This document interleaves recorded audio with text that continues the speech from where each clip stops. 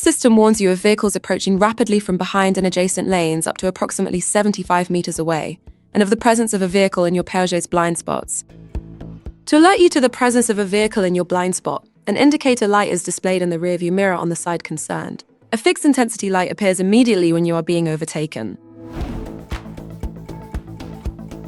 A flashing light appears after approximately 1 second when you are overtaking a vehicle and the direction indicator is in use.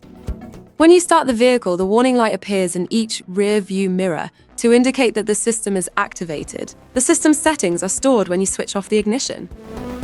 The system is operative when all the vehicles are driving in the same direction and in adjacent lanes, when your Peugeot speed is between 0 and 180 km per hour, when the speed difference is less than 10 km when you are overtaking a vehicle, when the speed difference is less than 25 km per hour when you are being overtaken, and when your Peugeot is not towing a trailer or a caravan.